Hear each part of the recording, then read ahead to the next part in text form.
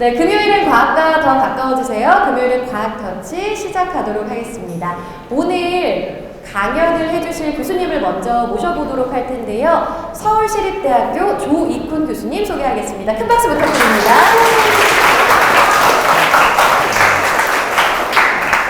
네, 교수님 어떤 강연 해주실지 소개 간략하게 부탁드립니다.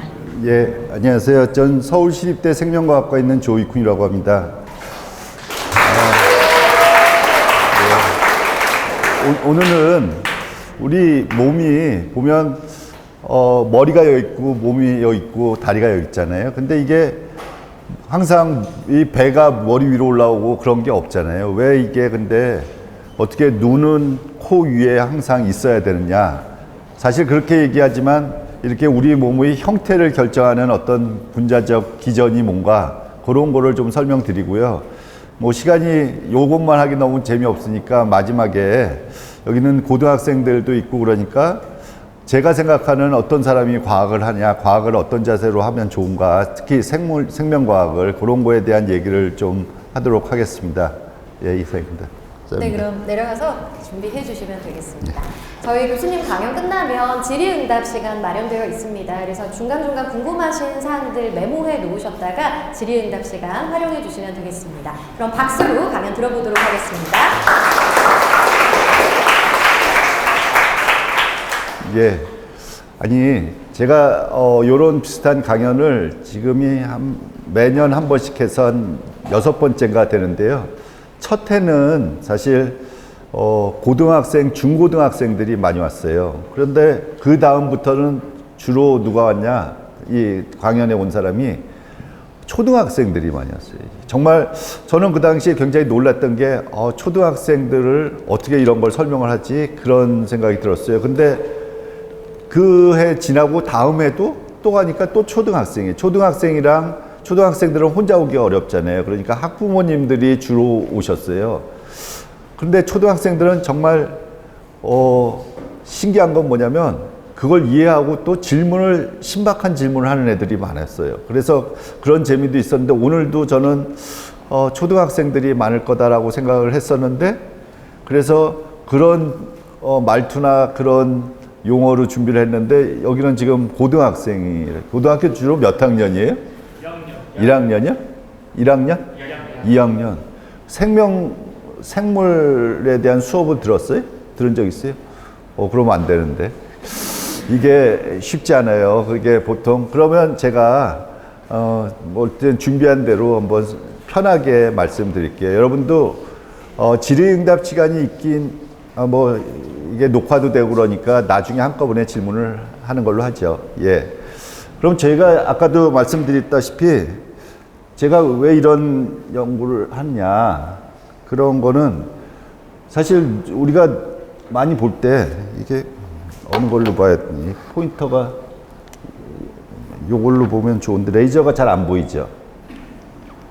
그럼 이걸로 할게요. 잠깐만요. 포인터 옵션 레이저 포인터. 예. 이런 애가 지금 2명이 그려져 있잖아요. 근데 보면 눈이 이렇게 되는데 항상 코 위에 있는데 이렇게 되는 사람은 거의 볼 수가 없죠. 근데 왜 이렇게 안 생길까?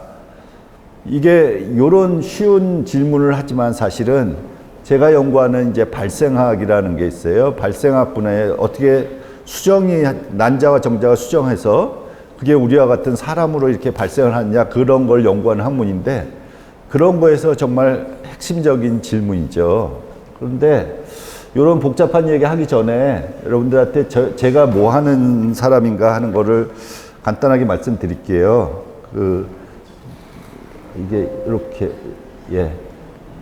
이게 잘 안 넘어가네. 이게 전혀 안 먹는데요. 그러면 이걸로 해볼까요? 저는 서울시립대에 있고요. 생명과학과에 있는데 제가 운영하는 실험실은 세포 신호전달 실험실이에요. 그래서 세포 신호전달이 도대체 뭐냐 그런 거는 제가 나중에 또 설명을 드리고요. 그래서 이 당시에 있는 현재 박사 받은 학생들 요 2명이 이제 박사를 받았고요. 그런데 나머지 박사과정 4명 대학원생, 석박통합해서 대학원생들이랑 나름 열심히 성실하게 연구를 하고 있습니다. 그런데 우리가 저희 실험실을 여러분들도 이제 고등학생이니까 대학을 가서 전공을 뭐 하고 나중에 진로가 어떻게 될까에 대한 관심이 많으실 텐데 저희 실험실을 졸업한 친구들은 대개 박사과정으로 많이 와요. 근데 이제 석사과정을 마치고 졸업한 이 학생 같은 경우는 이 바이오 기업에 취업을 해서 와서 저한테 또 첫 월급 받았다고 냉면도 사주고, 여러분도 나중에 선생님들한테 직장을 잘 좋은데 트레이닝 받고 직장 잘 좋은데 받으면 선생님들한테 가서 냉면 한 그릇 사드리면 굉장히 좋아하실 거예요. 이런 경우가 제가 선물은 받아본 적은 있어도 이렇게 와서 밥 사주겠다고 하는 친구는 처음이었어요. 그래서 그런 경우도 있고요. 이 친구들은 둘이 실험실에서 연애를 했어요. 그래서 연애를 해서 박사 들어올 때부터 연애를 시작해서 지금 박사까지 6년 정도 걸렸는데요. 둘이 이제 결혼도 할 거예요. 그런데 둘 다 같이 박사를 받고, 그 다음에 이번 7월쯤에 캠브리지 대학이라고 영국에서 굉장히 좋은 대학이죠. 세계적으로 좋은 대학이죠. 그런 데에 박사후 연수를 가서 거기서 열심히 해가지고 나중에 한국에 들어와서 교수를 할 생각을 하고 있는 친구들이에요. 그래서 공부를 계속 할 수도 있다고 생각이 들고요. 저희 시립대 생명과학과를 잠깐 말씀드리면 30주년이 돼서 이 건물을 새로 지었어요. 그래서 깨끗한 건물로 작년에 이사를 해서 이번에 뭐 기념 식수 30주년 식수도 했고, 요게 저희 실험실이 보이는 일반적인 실험실 모습이에요. 그리고 이런 굉장히 좋은 장비도 있고요. 그래서 연구할 수 있는 환경은 굉장히 좋다고 생각해요. 그리고 저희 대학원생들이 항상 보면 많은 시간을 실험실에서 보이는데, 저희 실험실은 어떻게 뭐 재수가 좋아서 그랬는지 학생들이 굉장히 서로 사이가 좋아요. 그래서 그 학생들이 어떤 추천서를 써서 요 과학기술부 장관상을 받은 작년에, 그러니까 뭐 실험실 분위기도 좋고 연구도 나름 성실하게 하고 그런 분위기로 선정이 되었죠. 예. 근데 여러분들 생각하면 여러분 중에 공부하기 좋아하는 사람들이 있어요? 그렇게 많지 않을 거예요. 근데 그러면서 이제 대학만 들어가면 나 공부 이제 안 할 거다. 뭐 그냥 놀 거다. 그런데 그 와중에 이 사람들은 왜 뭐 박사과정까지 대학원까지 그 대학원 석박사 하려면 한 6년 정도 추가로 해야 되거든요. 그런 걸 할까? 그 사람들 미치지 않았냐? 그런 생각할 수 있을지도 모르는데요. 이제 공부한다는 게 너무 부담 갖지 마세요. 이 고등학교 때는 막 대학을 들어가야 된다는 뭐 그런 중압감 때문에 너무 스트레스를 받지만, 여기서 보는 것처럼 대학원은요, 그냥 사는 거라고 생각하면 돼요. 그냥 공부를 할 거 하면서 그냥 사는 거. 가령 저희 실험실에서 일반인들도 이런 데 가기 쉽지 않죠. 2020년 경주 가서, 여기 경주가 저는 바닷가 근처라는 걸 처음 알았어요. 그래서 바닷가 앞에서 이렇게 일출도 보고, 해외도 싱가포르도 작년에 가서 이게 굉장히 세계적으로 유명한 학자들과 얘기도 하고요. 일본도 가고, 그래서 사실 그냥 너무 공부한다는 거에 대한 부담, 나중에 이거 본 강연 끝나고 좀 말씀을 드릴 텐데, 그런 부담 갖지 마시고 그냥 즐기는 사는 거라고 생각하고 공부를 생각해 주시면 감사하겠습니다. 그러면 저희 실험실에서 이제 좀 심각한 얘기를 하면 어떤 연구를 하고 있느냐. 저희 실험실의 로고를 보면 이게 학생들이 만든 거거든요. 영어로 저희 실험실 세포 신호 전달이라서 세포 셀룰라 시그널 트랜스덕션 랩이라고 이름을 지었어요. 그런데 그거를 로고를 요렇게 만들었는데, 요게 뭔 줄 알아요? 이게 아마딜로지, 아마딜로. 그리고 요거는 당연히 하마죠, 하마. 근데 이게 신호 전달이, 이게 윈트 신호 전달이라는 걸 저희가 주로 연구를 하는데, 얘랑 히포 시그널 전달, 이름이 그런 거예요. 히포 신호 전달을 하는 거니까, 연구를 하니까 여기다가 하마를 그리고 여기다 아마딜로, 윈트 신호 전달을 전달하는 물질 이름이, 단백질 이름이, 유전자 이름이 아마딜로예요. 그래서 아마딜로랑 히포를 연구하는 쥐도 사용해서 연구하는 그런 실험실이다라고 해서 로고를 이렇게 만들었어요. 그래서 저희가 이제 암을 연구를 하는데 우선 신호 전달을 나중에 자세하게 설명하죠. 간단하게 말씀드리면 우리 세포는요 살아있는 거잖아요. 분열도 하고 어쩔 때는 다른 세포의 형태로 바뀌기도 하고, 그런데 외부로부터 항상 자극이 온단 말이에요. 그 자극에 대해서 어떻게 반응을 할 거냐, 그거는 세포에서 그 신호를 인식하고 어떤 분자적 유전자의 발현을 조절할 수 있는 그런 기능들이 필요하거든요. 그런 과정을 조절하는 걸 신호 전달이라고 얘기해요. 그런데 이 신호 전달이 잘못되면 뭐가 생기냐? 제일 흔히 설명할 수 있는 게 암이 많이 생겨요. 암이. 그리고 또 알츠하이머 치매와 같은 것도 생겨요. 암은 여러분 대충 알 거니까 우리가 한번 치매가 간단하게 제가 두 가지 연구를 주로 하는데, 치매가 왜 생기냐?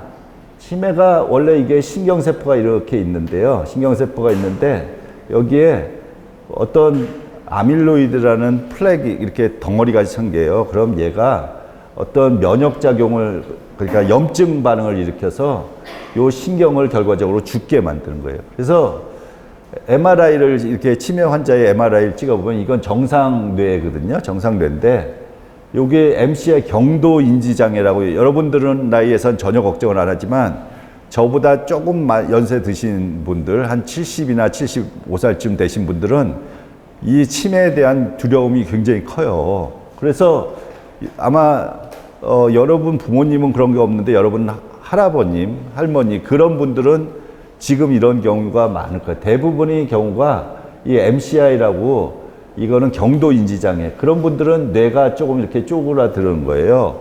그런데 이게 진짜 치매로 진행이 되면 이렇게 막 뇌가 줄어드니까, 여러분 생각해 보세요. 이만한 뇌가 생각 기능을 갖고 있었는데 이렇게 줄어들면 정상적으로 생각을 하겠어요.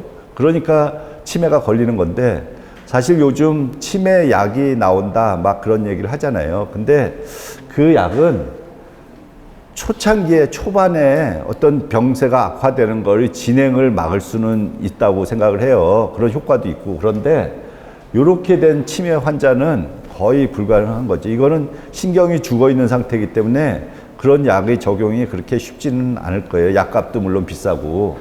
그래서 이런 치매에 관한 연구를 저희가 하는데, 우선 제가 말씀드리고 싶은 거는 눈이 왜 코 위에 항상 생기느냐, 그런 관점에서 지금부터 말씀을 좀 드릴게요. 예? 이렇게 하면 이게 아까 초반에도 말씀드렸지만 이 질문은 발생생물학이라는 이런 거죠. 발생생물학이 구체적으로 뭐냐면 이게 난자고 정자예요. 정자가 수정을 하잖아요. 난자, 정자 실제로 본 사람 있어요? 없어요. 정말 저도 실제로 본 적 없어요. 현미경으로 봐야 살짝 보일까 말까 하는 그 정도거든요. 보이죠, 현미경으로 보면. 근데 이렇게 작은 게, 여러분, 얘가 저희 딸이었는데 오래전 사진이죠. 이렇게 큰 사람으로 어떻게 발생을 할까? 이거 눈에 보이지도 않게 이렇게 크게 되고 말을 하고 걸어 다니고 운동하고 그런 게 어떻게 가능할까? 그런 걸 연구하는 게 이제 발생학인데요. 발생학을 연구하려면 우리가 사람 갖고 연구하기가 좀 뻑뻑하잖아요. 좀 여러 가지 제약도 있고요. 그랬을 때 주로 이런 모델 동물을 갖고 많이 해요. 요거는 개구리요. 개구리, 그 다음에 쥐도 많이 연구하고요. 그 다음에 초파리, 그 다음에 요거 뭔지 알아요? 지렁이 같이 생긴 건데, 요런 C 엘레강스라고 예쁜 꼬마 선충, 그런 걸로 연구를 많이 해요. 근데 발생의 기본적인 개념은 뭐냐면, 일단 이렇게 해서 이게 암컷이고 수컷이거든요. 얘는 체외 수정을 해요. 그래서 수컷이 암컷 뒤에 가서 배를 꾹 누르면 알이 이렇게 나올 때 같이 정자를 뿌려줘요. 그러면 거기서 수정이 일어난단 말이에요. 이런 수정이 일어나요. 그러면 이게 수정이 여러 개 된 올챙이 개구리 알이죠. 그랬을 때 얘가 세포가 막 분열을 해서 굉장히 많은 과정을 거쳐요. 이런 과정을 거쳐요. 이런 거를 우리가 차근차근히 연구하는 그런 거를 발생학이라고 얘기를 해요. 그런데 이제 이런 질문이죠. 다시 한번. 우리 몸이 갖게 되는 정해진 위치에 성성이 되는 거 맞죠? 그렇죠? 근데 그걸 어떻게 조절이 될까? 근데 보면 여러분 손 한번 이렇게 해보세요. 손할 때 이렇게 되는 게 정상이죠. 손 뻗쳐보면. 근데 이렇게 되는 사람 봤어요? 이거 아무리 돌려도 이렇게 안 되죠. 안 되죠. 그러니까 이거는 이렇게 될 수밖에 없게 어떻게 만들어지는 거예요. 지금 사람들이. 그런데 이게 정말 어떻게 일어났냐? 제가 드리고 싶은 말씀은 유전자가 어떤 단백질을 만들므로 인해서 발현을 시킴으로 인해서 그런 걸 결정을 한다. 그런데 이런 돌연변이가 실제로 동물 모델에서 보면 일어나는 경우가 있다 이거죠. 초파리에서 한번 볼게요. 초파리 잘 봐봐요. 초파리에서 보면 원래 초파리는 날개가 하나예요. 한 쌍이에요. 한 쌍. 근데 어떤 유전자가 망가지잖아요. 유전자가 망가지면 여기에 이렇게 밸런싱을 하는, 그러니까 균형을 맞추는 요런 데가 이런 식으로 변하는 거예요. 날개로. 요거는 어떻게 생각하면 여러분 생각해 봐요. 여기에 어떤 요런 원래 날개가 없던 게 갑자기 날개가 생기는, 아까 우리가 생각했던 눈이 코 밑에 있었는데, 아니 코 위에 있었는데 그게 바뀐 거나 비슷한 그런 돌연변인 거예요. 또 하나 보여줄게요. 초파리에서. 이건 전자현미경으로 찍은 건데 이게 초파리 눈이에요. 눈. 그 다음에 여기 안테나 더듬이가 있는 거야. 더듬이. 그런데 이게 정상적인 거예요. 근데 어떤 유전자에 돌연변이가 생기면 어떤 현상이 일어나면 이거 보세요. 여기 보면 원래 안테나가 있던 자리에 다리가 나오는 거예요. 우리 몸으로 생각을 한번 해보세요. 아까 제가 얘기할 때 이 눈, 코가 바뀌는 정도가 아니라 원래 여기 팔다리가 있던 게 눈에서 이렇게 나오는 그런 거란 말이에요. 이게 왜 그러냐. 도대체, 근데 이게 사실은 어떻게 되느냐 연구를 해보니까 유전자 하나가 바뀌면 이렇게 될 수도 있다. 이제 그런 거거든요. 그러면 이게 도대체 어떤 기전에 의해서 이렇게 결정이 될 거냐. 그러면 사람은 또 그러면 실제로 이런 게 일어나냐. 사람은요 대개의 경우 이런 게 보기가 쉽지 않은 게, 이런 게 초반에 잘못되면 여러분들 여러분 뭐 누나나 아니면 언니 중에 이제 결혼해서 있잖아요. 결혼해서 사람도 있을 거 아니에요. 아기를 낳잖아요. 근데 아기를 낳으면은 유산을 사람들이 꽤 많이 해요. 임신하고 나서 한 3분의 1이 유산이 되는 경우가 있어요. 그렇게 된다고 보면 돼요. 근데 서로들 유산이 됐을 때 말을 안 해서 그렇지 유산이 꽤 많이 돼요. 선생님 경우도 보면 첫째 아들 낳기 위해서 2번 유산을 하고 3번째 첫째 아들이 나왔거든요. 그만큼 유산이 흔한 거예요. 그러니까 사람은 발생이 제대로 안 되면, 정상적으로 안 일어나면 무슨 일이 일어나냐면 그냥 유산이 되고 마는 경우가 많아요. 그래서 이렇게 아까 같은 이상한 형태를 볼 수가 없는데 이렇게 봐요. 여러분 이런 거 있어요. 병원에 가면, 아주 종합병원 그런 데 가면 굉장히 희한한 유전 질환이 있는데 소위 말하는 문뇌아. 원래 뇌가 이렇게 해서 다쳐서 그 다음에 뇌가 형성이 되는 거거든요. 근데 이렇게 다치는 과정이 안 되는 거예요. 어떤 유전이 돌아오면. 그러면 애가 이렇게 뇌가 열린 상태로 태어나는 거예요. 그러면 얘는 태어나자마자 죽게 되는 거죠. 그런 질병도 사람에도 사실이 있는 거예요. 근데 아까 눈, 코가 바뀌는 경우를 한번 요걸 보고 설명할게요. 사람에서 이런 질병이 있대요. 저도 직접 본 건 아니지만 우리 심장이 어디 있어요? 왼쪽에 있어요? 오른쪽에 있어요? 우리 심장이. 왼쪽이죠, 왼쪽. 근데 여러분들 이런 질문 하나 할게요. 내가 볼 때 여러분 심장은 오른쪽에 있으니까 내가 심장 오른쪽에 있네? 그렇게 얘기할 수 있어요? 우리는 정의상 어떻게 하냐면 자기 개체를 기준으로 왼쪽, 오른쪽을 얘기하는 거예요. 그러니까 만약에 자기 심장이 왼쪽에 있으면 심장은 왼쪽에 있다라고 얘기하는 거예요. 그러니까 사람은 심장이 왼쪽에, 여기서 볼 때는 오른쪽이지만 왼쪽에 있는 거죠. 맞죠?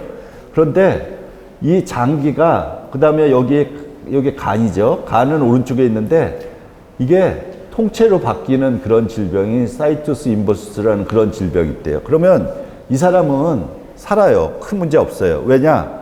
심장이 이게 전체가 다 싹 바뀌기 때문에 그냥 적당히 사는 거예요. 뭐 크게 문제가 없어요. 근데 나중에 보면 무슨 병원에 잘못 갔는데 보면 심장이 왼쪽에 있지 않고 오른쪽에 있다. 그래서 그런 문제가 있긴 한데 특별히 이상은 없는데 이게 좀 부분적으로 이상이 생길 경우는 얘는 이쪽에 있는데 간은 왼쪽에 있는데 얘는 오른쪽에 있다. 그럴 경우는 그렇게 오래 살지는 못한다고 그래요. 근데 사람에게도 이런 게 뒤집히는 그런 현상이 나타나긴 나타나더라 하는 얘기를 할 수가 있어요.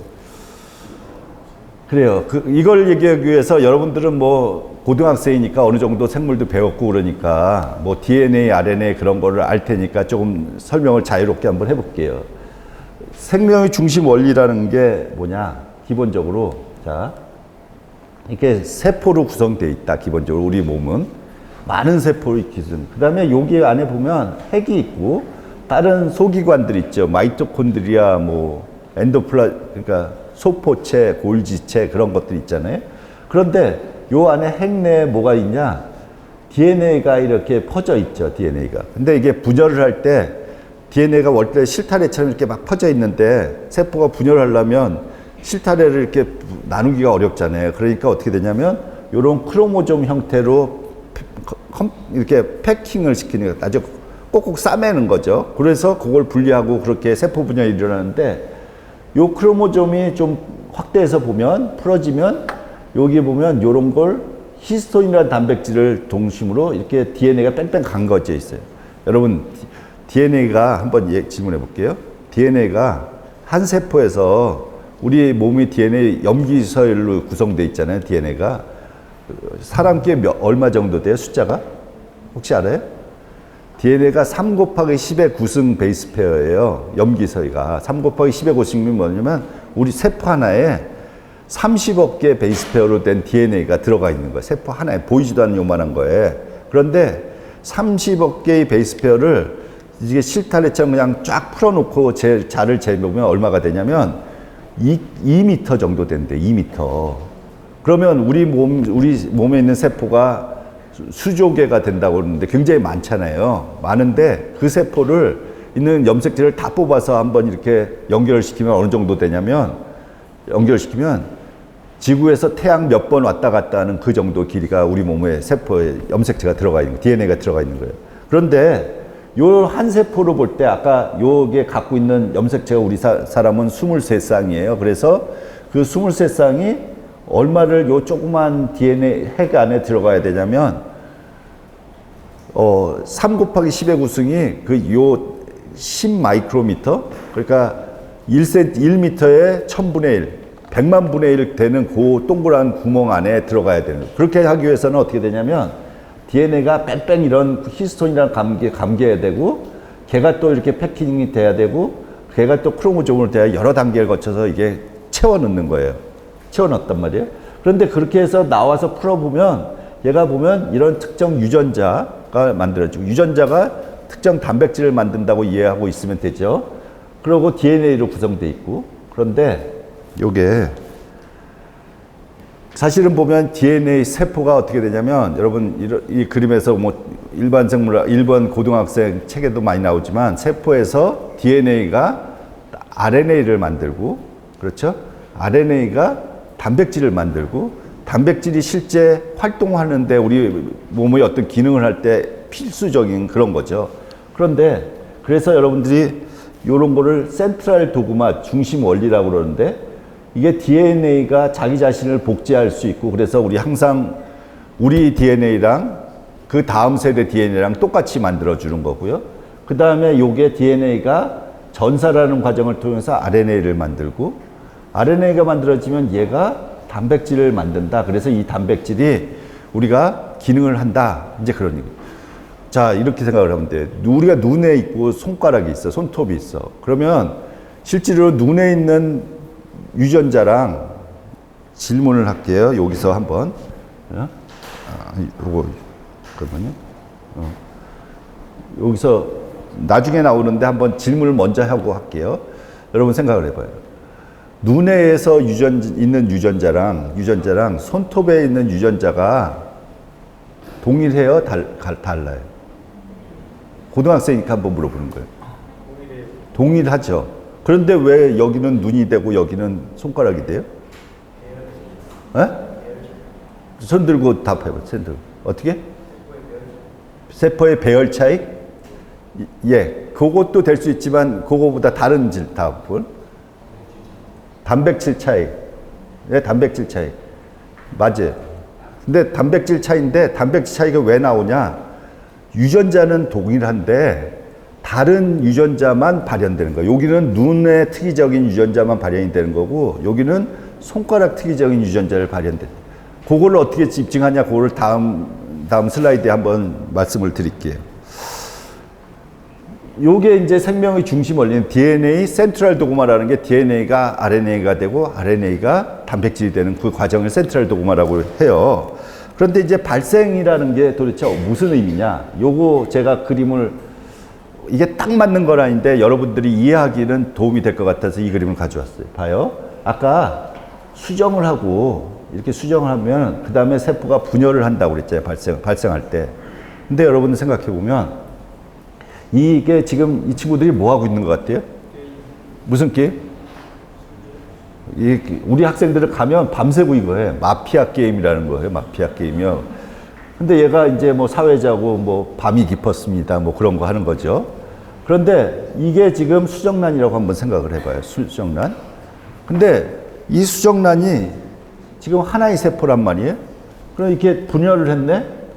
그러면 자 봐봐요. 여기 있는 세포, 이 세포랑 이 세포랑 이 세포랑 동일한 세포예요? 아니 이 그림으로 볼 때 세포 안에 얘는 이게 안 들어갔네, 얘가 안 들어가 있네, 얘는 얘가 안 들어갔네. 그러니까 네 개의 세포가 이렇게 분열하면서 다른 세포를 만드는 거예요. 결국 다른 세포를. 물론 DNA는 동일하지만 갖고 있는 컴포넌트가 다른 걸 만드는 거예요. 이게 한번 더 분열을 해봐요. 그럼 세포가 이렇게 많이 된단 말이에요. 그러면 우리가 이렇게 수정란 할 때는 원래 하나지만 우리 몸을 보면 뭐 코도 있고 손가락도 있고 다리도 있고 여러 가지 형태를 만들잖아요. 이런 세포가 많아지고 분열이 많아지면 얘는 나중에 머리털 때 분열 머리 쪽으로 되고 얘는 나중에 배꼽 쪽 되고 여기는 꼬리 쪽 뭐 다리 쪽 그런 식으로 만들 수가 있겠죠. 그러고 나서 이렇게 분열을 해서 세포를 많이 된 다음에 무슨 과정이 있냐면 세포는 여기서는 그렇게 설명이 안 되지만 끼리끼리 서로 상호작용을 해서 너는 신경세포로 가, 나는 그 신경을 감싸는 세포로 될게 뭐 그런 작용을 한단 말이에요. 그렇게 하면 여러분 쉽게 생각하면 이런 식으로 설명을 할 수 있잖아요. 다시 한번 볼게요. 여기 수정란 하나였던 게 이게 분열하면서 다른 세포가 만들어져. 그러면 이게 또 분열하면서 다른 세포 이렇게 그룹들이 많이 만들어져. 그러면 각각의 세포가 만약에 분열을 하면서 한쪽은 팔 쪽으로 특이적으로 만들어진 유전자를 발현하고 한쪽은 다리 쪽의 유전자를 특이적으로 발현하면 우리가 각각의 정해진 위치가 어느 정도 정해지잖아요. 이렇게 보면 그 중에서 어느 쪽은 팔 쪽 유전자가 발현되는 팔이 되고 특별히 우리가 변화시키지 않는 이상 그런 식으로 이해를 일단 하면 좋을 것 같아요. 좀 더 나중에 자세한 예를 들고 보고 설명을 할게요. 그래요. 그래서 아까 얘기한 것처럼 여기 보면 이런 거죠. 아까 DNA가 RNA가 되고 그게 단백질을 만든다고 그랬잖아요. 근데 질문을 했었죠, 제가. 유전자가 각 세포가 갖고 있는 유전자가 같냐 다르냐. 근데 여러분들이 답을 하기를 동일하다고 그랬대요. 동일하다면. DNA는 여기 있는 DNA도 3 곱하기 10의 구성 베이스 페어를 갖고 있고 여기 있는 DNA도 3 곱하기 10의 구성 베이스를 갖고 있단 말이에요. 그런데 그 유전자가 모두 항상 발현되는 게 아니라는 얘기죠. 눈 스페시픽한 거는, 눈의 특이적인 거는 눈에 관련된 유전자만 발현을 하고 손가락은 손가락에 관련 발현된다는 거죠. 그걸 여러분들이 어떻게 사람들이 입증을 하느냐. 여러분들 요런 얘기를 했어요. 각 세포가 갖고 있는 유전자가 동일하다는 증거가 사실 어떻게 나왔냐면 제가 설명했을 때, 아까 설명했을 때 눈에 스페시픽한 어떤 유전자가 발현이 되고 단백질이 만들어지고 팔에 스페시픽한 단백질이 만들어진다. 그거를 설명할 수 있는 방법이 우리가 연구를 할 때는 가설을 세운단 말이에요. 그걸 설명할 수 있는 가설. 이런 식으로 대충 세울 수가 있을 것 같아요. 유전자가 이렇게 다 있는데 유전자가 이렇게 없어지는 거야. 특정 유전자가. 그러면 요 세포는 눈을 만드는 세포 유전자만 갖고 있고 여기는 코를 만드는 유전자만 갖고 있고 그렇게 생각할 수 있어요. 근데 아까 여러분들한테 내가 질문했을 때 유전자가 얘는 여기나 다 동일하게 갖고 있다. 그렇게 대답했으니까 이거는 틀린 가설이겠죠. 또 하나는 뭐냐면 이걸 반대로 어떤 유전자가 여기 눈 만드는 유전자가 막 증폭이 되는 거야. 여기는 코 만드는 유전자가 증폭이 되는 거야. 그러면 설명을 할 수 있지만 얘도 유전자가 동일하지는 않으니까 동일하진 않잖아 이렇게 되면. 그러니까 이 설명을 할 수가 없단 말이야. 마지막 가설은 갖고 있는 유전자가 동일하지만 선택적으로 유전자가 발현돼. 유전자 동일해. 근데 여기 있는 코 만드는 유전자, 눈 만드는 유전자, 여기에 다리 만드는 유전자만 발현돼서 형태를 만든다. 이제 그런 얘기를 하는 거죠. 여러분, 이거를 확실하게 입증한 실험이 뭐냐면 돌리라고 얘기 들어봤어요? 돌리양, 돌리복제양. 이게 1994년인가 나온 건데 이게 이런 걸 유전자가 동일하다는 말을 학문적인 용어로 뭐라고 그러냐면 유전자의 등가성, 비슷한 거, 같은 거다. 등가성. 그런 얘기를 하는데 한번 실험을 한번 여러분 생각을 한번 해봐요. 여기가 양이 있어, 양이.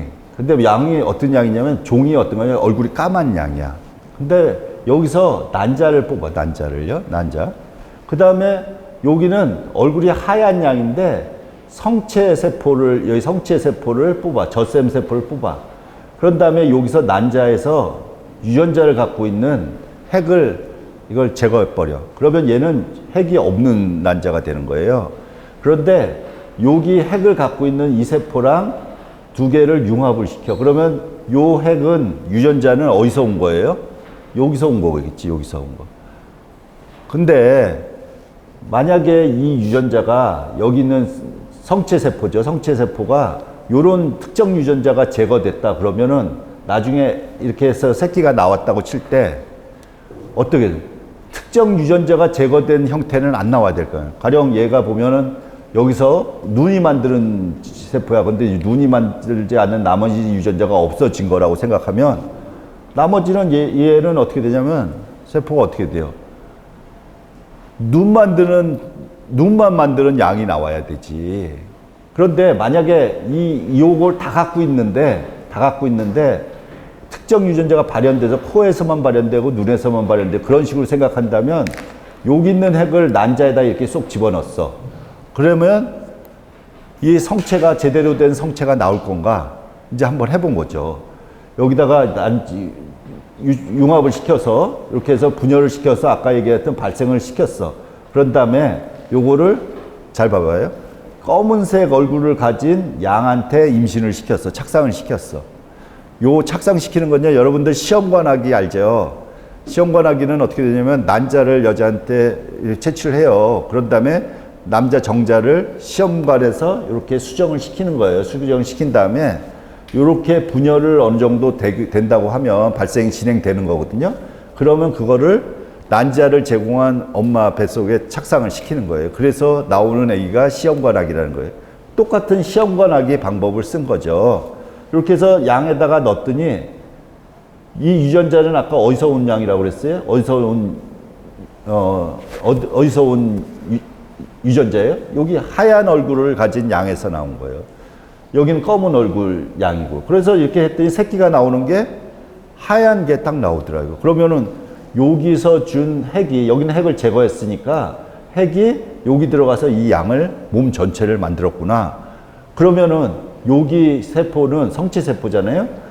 어떤 특정 유전자가 특이하게 앰플리파이 되거나 아니면은 증폭되거나 아니면 제거된 게 아니라 모든 유전자를 다 갖고 있는데 그 중에 일부가 발현된 거다라고 결론을 이게 도장을 꽝 찍어 버린 거예요, 이게. 그래서 물론 이걸 하고 나서 많은 사람들이 걱정하는 게 복제인간이 나온다 뭐 그런 얘기도 하고 걱정을 많이 했지만 학문적으로는 그런 의미가 된 거예요, 이게. 유전자는 동일하지만 특정 유전자가 장소나 어떤 위치에 따라서 다르게 발현되는 거다라는 그런 얘기를 할 수가 있었어요. 그러면 그러니까 세포가 아까 얘기하는 것처럼 눈이 코 위에 항상 있다. 이게. 근데 그거를 다른 형태에서 한번 보자 이거죠. 다른 형태에서. 이게 뭐냐면 신경을 만들기 전에, 뇌를 만들기 전에 이렇게 튜브 형태로 만들어져요. 그리고 요 위에 덮어 있는 세포가 있고, 세포층이 있고, 요 아래 또 어떤 세포층이 이게 뇌를 형성하는 중간 단계에 있는 거예요. 그럴 때 보면 어떻게 되냐면 여기서 보시면 요게 아까 눈이 코 위에 있는 것처럼 이런 여러 가지 종류의 유론 신경세포들이 만들어지는데요. 어떻게 만들어지냐면 요 순서가 딱 정해져 있어요. 순서가 바뀌지는 법이 없어요. 그거랑 똑같은 거예요. 왜 코는 눈 밑에 항상 있어야 되냐? 왜 여기 사인 뉴런은 운동 뉴런 밑에 있어야 되느냐? 그 질문이랑 또 같은 질문이 되는 거예요. 근데 왜 그러냐? 여기서 이제 굉장히 유명하신 과학자들이 해본 걸 보면 여기에서 어떤 신호를 보낸다 이거죠. 신호를 보내고 여기서 신호를 보내는데 여기서 아래에서 보내는 신호는 소닉 HHS라는 신호가 여러분 생각을 해봐요. 여기서 어떤 물질이 뿌려준다면 여기서부터 농도 9배가 생길 거 아니에요? 여기가 제일 진하고 그렇죠? 그 다음 점점 갈수록 이게 줄어들겠죠. 맞지? 그렇지? 그런데 만약에 위에서 어떤 다른 신호가 전달되면 요렇게 신호가 여기도 9배가 생기겠지. 그런 9배, 농도 9배에 따라서 여기가 가령 맨 위에 여기는 요 농도는 작고 신호는 작고 요 신호가 굉장히 컸을 때 요런 유전자가 발현이 된다. 요 농도가 가장 높고 어떤 요 농도가 낮을 때 요런 유전자가 발현된다. 그래서 얘는 바닥판이나 운동 뉴런을 만들고 요 위쪽은 사인 뉴런을 만든 거다. 그러니까 어떤 신호가 다르게 여기서 위에서 내려온 신호, 아래에서 올라가는 신호가 서로 다르게 이렇게 작용을 해서 위에는 위의 신호에 반응하는 그런 세포를 만들고 아래는 아래 신호에 반응하는 세포를 만든다. 그럼 어중간한 데는 뭐냐? 얘는 위 신호가 한 70% 되고 아래 신호가 한 30% 되는 그런 지점에서는 또 그 다른 세포가 만들어진다. 이제 그런 식으로 이해를 하면 되는 거죠.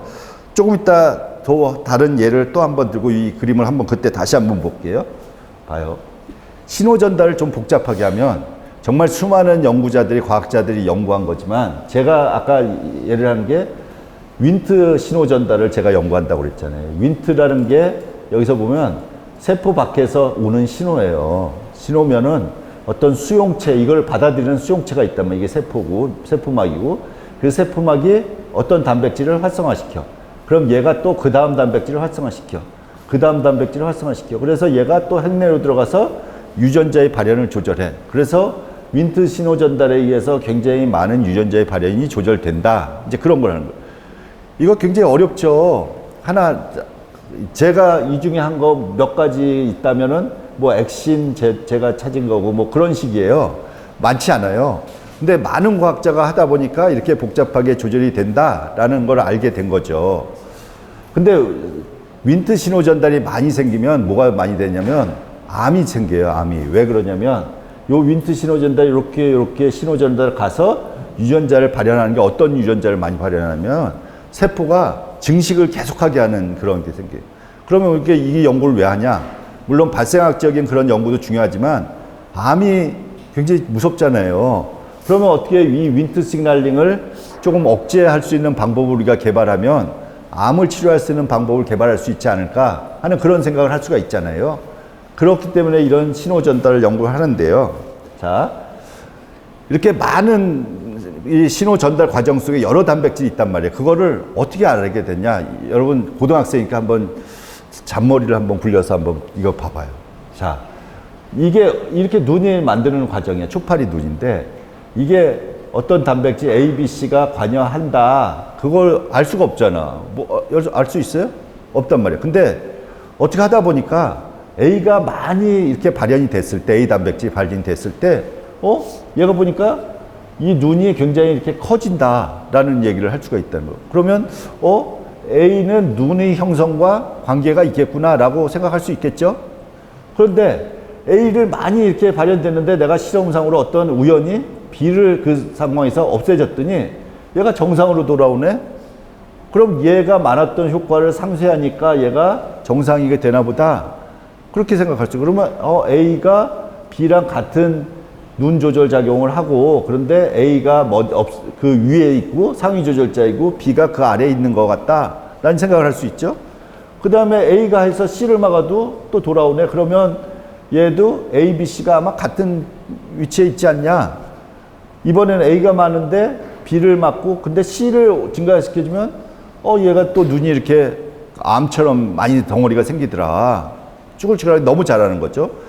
그러면 우리가 결과적으로 뭐냐면 A가 B를 활성화시키고 B가 C를 활성화시켜서 이런 시그널링 신호를 조절하는구나. 눈의 형성을 적절하게 되게 조절하는구나 라는 생각을 할 수 있대.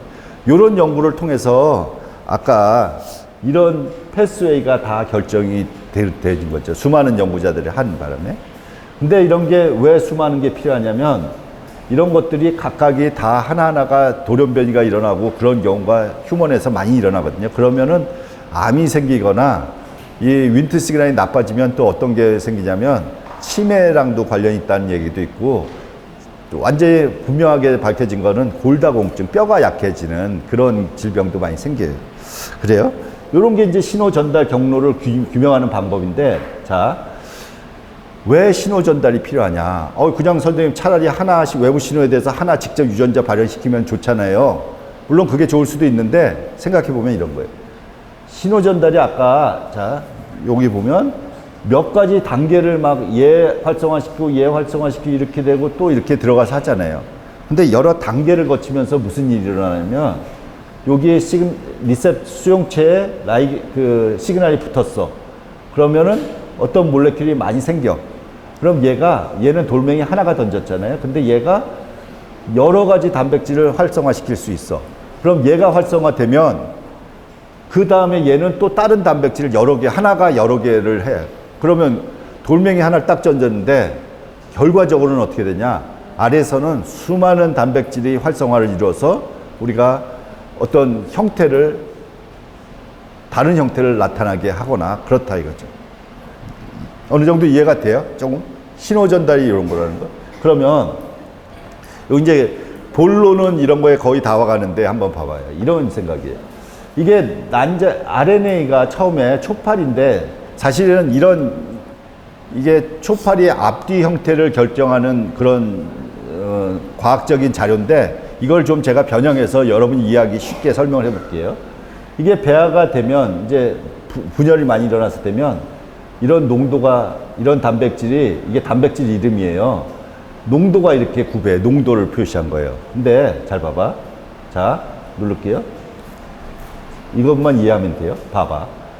이렇게 내가 세 군데를 만들었다고 쳐봐요. 그러면 요 파란 쪽은 뭐냐면 헌치백이라는 단백질이 많고 비코이드라는 게 어느 정도 된 때고 얘는 요런 두 단백질이 거의 미니멈으로 있는 거야. 그 다음에 얘는 나노스라는 게 많고 코달이라는 게 많은 거야. 요 부분은.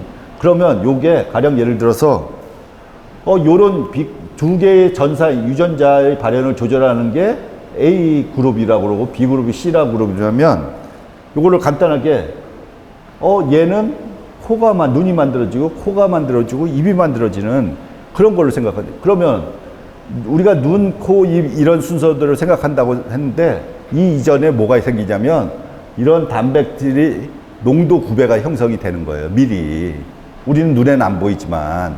그래서 이게 바뀔 수가 없는 게 요런 눈이 되기 위해서는 눈 단백질 스페시픽한 게 만들어져야 되는데 그때는 헌치백이나 비코이드 같은 게 많이 만들어줘야 되고 그 다음에 얘는 뒤쪽에 입 쪽을 만들려면 요런 게 만들어져야 된다. 여기 제가 드리는 말씀은 요 데이터는 실제로 눈, 코, 입이랑 관련은 없는데 그런 예를 설명하는 거예요. 그런데 초파리에서 이렇게 보면 이게 초파리 앞에 형태를 이렇게 결정하는 건데 이게 배아에 이렇게 가서 앞에서부터 이런 유전자 세트는 앞부분을 만들고 뒷 유전자 세트는 이게 발현이 각각의 조직마다 다르게 되는 거죠.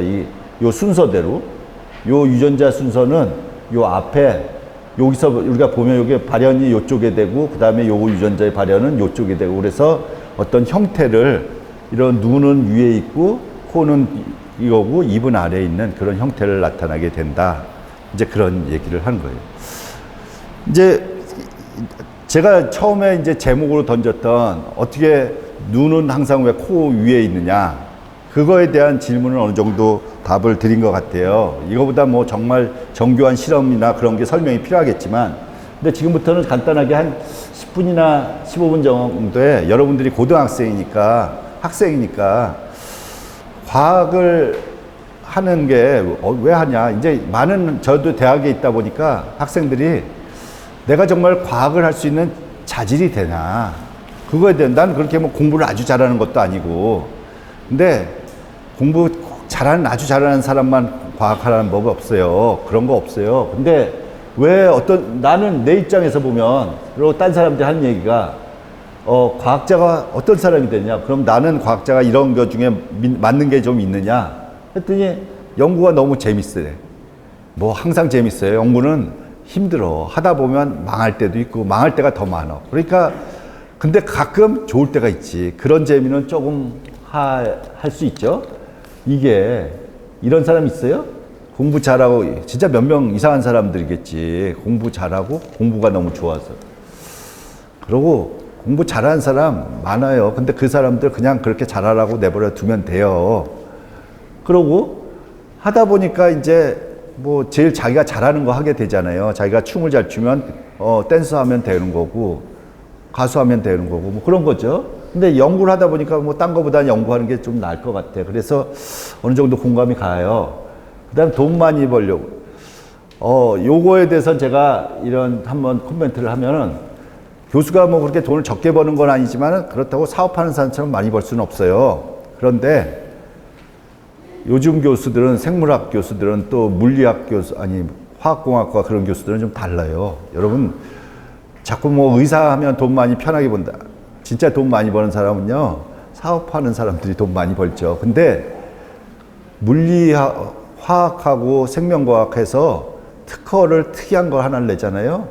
그러면 사업, 웬만한 하는 사업보다 훨씬 더 큰 돈을 벌 수가 있어요. 그러니까 나는 학문을 하니까 돈을 벌지 않겠다. 그런 생각은 지금은, 요즘 세상은 전혀 할 필요가 없는 거예요. 옛날에는 저는 그렇게 생각을 하고 했는데, 요즘 학생들한테 저희는, 실험실 애들은 나는 그렇게 못했지만 너희는 하면서 항상 염두에 둘 거, 창업할 생각을 하고 자기가 하는 연구를 사업화할 생각을 하고 하자. 그런 게 가능한 거예요, 요새는. 그 다음에 내가 굉장히 존경하는 어떤 분이 저한테 질문했어요. 조 박사 왜 사이언스에? 그러니까 저는 그 당시에 뭐 이런 얘기를 했겠죠. 질병은 신약해서 인류에 도움이 되는 뭐 그런 얘기를, 꿈 같은 얘기를 했겠죠. 그러니까 그 선생님이 딱 하시는 분이 우리나라에서 굉장히 유명한 교수예요. 정말 존경받는 교수님인데, 아니야, 사이언스는 결과적으로 나는 아는데 너는 모른다는 거를 강조하는 그런 잘난 척하기 위해서 하는 거예요. 이거 어느 정도 맞는 얘기예요. 여러분, 정말 여러분들이 정말 우수한 연구를 한다면 이런 얘기 할 수 있어요. 그 다음에 폼나니까 하는데, 근데 여러분들 이런 기죽을 필요 없다는 얘기를 하고 싶어서 그런 거예요. 이게 보면 이연세가 누군지 알아요? 어른분들은 다 아실 텐데, 이연세, 공포의 외인구단, 이런 만화책 본 사람 없어요? 까치 엄지 나오고 뭐 그런 무시무시한 만화였어요. 그 다음에 만화삼국지, 이 사람은요 굉장히 우리가 볼 땐 천재지. 근데 만화가의, 요새 웹툰 시대 전에 만화가의 최고봉이에요, 우리나라에. 근데 이분이 하는 소리가 이거였어요. 자기가 어렸을 때 그림을 참 잘 그렸다는 거예요. 그런데 여기서 가서 이제 어떤 문화생으로 들어가 보니까 정말 잘하는 사람이 많더라고요. 그래서 좌절을 많이 했는데, 그런 천재들은 그냥 내버려 두라는 거예요. 몇 명 안 돼. 세상은 넓고요. 그러니까 그런 여러분이 그렇게 좀 능력이 부족하다고 그래서 걱정할 게 없다는 거예요. 그냥 꾸준히 하면 되고요. 제가 한 5분만 더 할게요. 근데 이제 이게 누구예요? 이 사람 누군지 알아요? 왓슨 크릭이죠. DNA 구조를 밝혀서 노벨상을 받은 사람이에요. 이 사람이 25살 때 발견한 그 현상을 갖고 노벨상을 받았어요. 그런데 이 사람은 또 누군지 알아요? 이 사람은 라이너스 폴링이라는 사람인데 노벨상을 2개나 받았어요. 화학상 1번 받고 평화상 1번 받은 사람이에요. 근데 여러분들한테 내가 이런 얘기를 하고 싶어서 이 사람 갖고 온 거예요. 여러분, 내가 얘기하면, 선생님이 얘기하면 다 믿으면 안 돼요, 과학자는. 그냥 과학자는 자기가 자신이 완전히 납득이 되고 그거에 대한 수긍이 갈 때까지는 저 선생이 나 사기치는 거다. 그런 식으로 생각하는 게 정석이에요. 왜냐하면 이 사람이 라이너스 폴링이라는 사람이 굉장히 노벨상 받은 사람이에요. 그 사람이 이 DNA 구조를 뭐라고 했냐면 DNA 구조는 세 가닥이 됐을 거 가능성이 높다. 그러면 노벨상 받은 실험실에 얼마나 우수한 사람들이 많겠어요. 그런데 얘네는 둘이 달랑한 거예요. 왓슨 크릭은. 아니다. 그건 보니까 나는 두 가닥이 맞는 것 같아.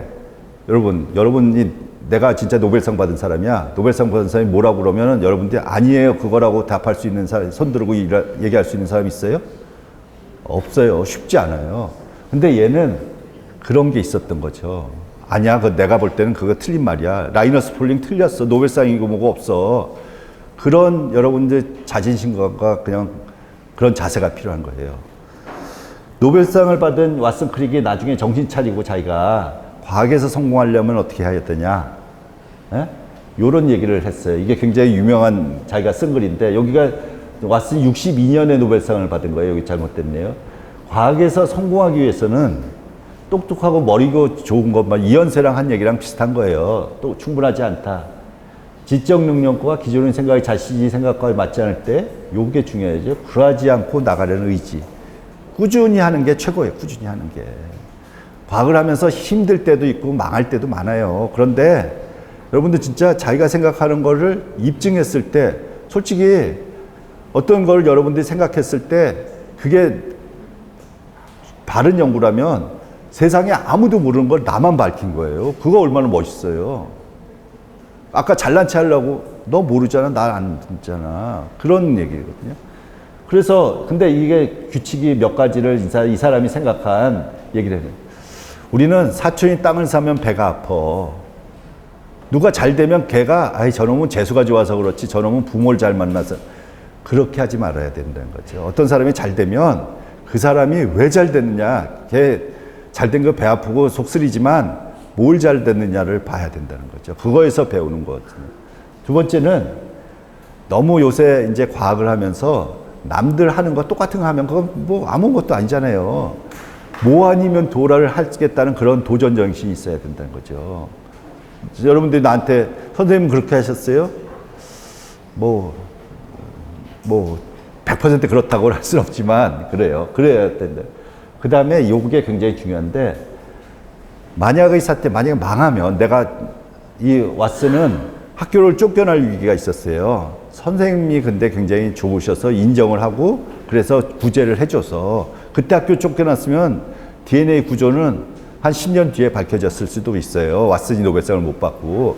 그래서 항상 이런 누구 도와줄 사람을 구해야 돼. 근데 여러분들 저는 개인적으로 사람들도 많이 그런 얘기 하지만 어려울 때마다 누가 있었냐면 좋은 선생님들을 만났던 것 같아요. 좋은 선생님들. 여러분들이 좋은 선생님들을 만나기 위해서는 여러분들이 그런 자세를 좀 보여야 돼요. 아무리 선생님이 아무나 좋아하진 않잖아요. 근데 보면 뭔가 얘가 공부는 못해도 정말 항상 보면 뭔가 충실하고 성실하고 그런 걸 보여줄 때 선생님들한테 좋은 선생님이라고 여러분이 생각한다면 다가가서 질문도 하고 그러면 결과적으로 그 선생님들이 언젠가는 모르지만 도움이 될 수 있어요. 그거를 잘 활용하는 게 좋고 이게 꼭 선생님만 아니라 친구도 그래요. 친구 옆에 있는 친구가 저 새끼 저거 뭐 에이, 나보다 공부도 못하는 놈인데 그렇게 생각하지 마라. 그럼 쪼다든 그렇게 얘기하는 거고요. 사실은 모든 사람한테는 배울 게 있는 거예요. 그래서 보면 여러분 친구들이 쟤는 친구의 좋은 면을 보고 배워야 되고 그 다음에 그 친구가 그런 관계가 되면 내가 정말 어려울 때 뭐 경제적으로 그런 얘기가 아니라 뭐 여러 가지로 어려울 때 도움을 줄 수 있는 그런 친구가 있으면 굉장히 좋은 거예요. 고등학교 때 친구는 정말 좋죠. 그 다음에 이거 연구실에 아까 저희 실험실 11명 있잖아요. 요거 한 3분의 2만한 실험실에 11명이 하루 종일 있다고 생각해 봐요. 그게 편한가. 그럼 맨날 싸울 수도 있죠. 근데 잘 이렇게 서로 협력하고 하는 게 굉장히 좋다. 이제 그런 거예요. 여러분들 이런 것 중에 제가 여러분들한테 만약에 한두 가지만 하라면 첫 번째, 두 번째는 굉장히 신경을 쓰는 게 좋을 것 같아요. 그게 정말 큰 과학자가 될 수 있느냐를 결정하는 건 것 같아요. 저는. 그래요. 요새는 저는 생물학을 하니까 생물학에 대한 거 간단히 얘기하고 이제 끝낼게요. 옛날에는 지금은 생물학 연구가 어떻게 보면 전성시기인데 이런 분들이 이게 돈이잖아요. 황희정승 뭐 이율곡 있죠. 그 다음에 세종대왕 신사임당. 누가 제일 오래 살았어요? 황희정승이 제일 오래 살았죠. 근데 이분들을 일찍 죽었다는 뭐 병 걸려서 일찍 죽었다는 그런 말이 있었어요? 없었어요. 근데 이분들 언제 돌아가셨냐면 보면 황희정승 그렇게 오래 사셨다고 했더니 70세야. 그 다음에 48세, 47세. 이 나이보다 훨씬 더 오래 살고 있는 거예요, 지금. 요새 근데 옛날은 잘못해서 이런 감염되고 그러면 항생제 없을 때 죽는 거예요, 그냥. 특별히 이 사람들이 뭐 몸이 약해서 죽고 그런 것도 아니에요. 그때 죽을 만한 때 죽은 거예요, 이 사람들이. 그런데 지금은 어느 거예요? 저희 어머니 91세세요, 91세. 근데 아직도 정정하세요. 100세까지는 충분히 더 사실 것 같아요. 근데 그게 왜 그러냐? 약이 많이 개발이 됐기 때문에 약이요. 사실 아플 때마다 약이 있고 의사들이 있고 그렇기 때문에 좋은 거고요. 그 다음에 요즘은 특히 줄기세포나 약도 그렇지만 줄기세포를 이용한 치료를 하는데 이런 줄기세포를 이용해서 뭐 최소한 이런 형태를 나타내는 오가노이드라는 것도 만들어지고 그래요. 그래, 요거는 설명을 자세하게 안 하고요. 그래서 여러분들이 한번 이 사이트를 인터넷 뒤지다가 심심할 때 한번 이런 사이트를 찾아봐요. 여기 보면 nobelprize.org 그런 건데 nobelprize.org 그러면 얘가 뭐냐면 여기가 노벨상에 대한 그런 거를 수여하는 기관에서 저거 하는 거예요. 스웨덴에서. 근데 여기서 보면 어떤 사람이 몇 년도에 노벨상을 받고 그게 어떤 공로로 해서 노벨상을 받냐. 그런 다음에 한번 여러분 시간 날 때 그냥 이해 못 하더라도 그 대관식 같은 거 있잖아요. 수여식. 그거 한번 봐봐요. 진짜 폼나게 해요. 그럼 좀 여러분 거꾸로 생각해 봐. 저는 여학생들한테 그런 얘기를 많이 하는데 우리나라 여학생들이 대학원에 가면요. 여학생들이 반 이상이 대학원생이야. 근데 교수는 실제로 여자 교수가 10분의 1 정도 될 거예요. 남자 교수에 비해서. 왜 그래야 돼? 저는 딸 가진 부모 입장에서 보면 말도 안 된다는 얘기지. 여자 교수가 반은 이상은 돼야 되는데 그럼 여자 학생들은 이런 꿈을 좀 꿔보는 게 좋을 거예요. 내가 정말 이런 과학자가 돼서 진짜 멋진 강연장에서 한 수백 명이 앉아 있어요. 근데 수백 명이 앉아 있는 게 그냥 이쪽에 대해서 모르는 게 아니라 정말 전문가들이 세상에서 자기가 제일 똑똑하다고 생각하는 그런 사람들이 수백 명이 앉아서 내가 하는 강연을 들었을 때 듣는다고 한번 생각해보고 그런 꿈하고 여학생들이나 남학생들, 특히 여학생들 한번 자신감 갖고 해보면 좋을 것 같아요. 저는 솔직히 얘기해서 저는 당연히 아니겠지만 저희 세대에서 노벨상을 받기는 어려울 것 같아요. 그런데 여러분 학생들은 아까 왓슨이 라이너스 폴링에서 노벨상 받은 웃기지만 나는 더블 스트랜드라는 그런 MZ 세대들 같은 마인드죠. 그런 걸 갖고 꾸준히 노력하면 우리나라 여러분 중에 노벨상 받을 사람 나올 거라고 생각을 해요. 예, 여기까지 하겠습니다. 예, 감사합니다. 오늘 강연 들려주신 교수님께 다시 한번 큰 박수 부탁드리겠습니다. 예, 감사합니다. 네, 금요일의 과학터치 오늘 여기까지입니다. 저희는 다음 주 이 시간에 또 강연이 예정되어 있으니까요. 그때도 함께 해주시길 바라겠고요. 금요일엔 과학과 더 가까워지시길 바라겠습니다. 금요일의 과학터치 모두 마치겠습니다. 고맙습니다. 여기.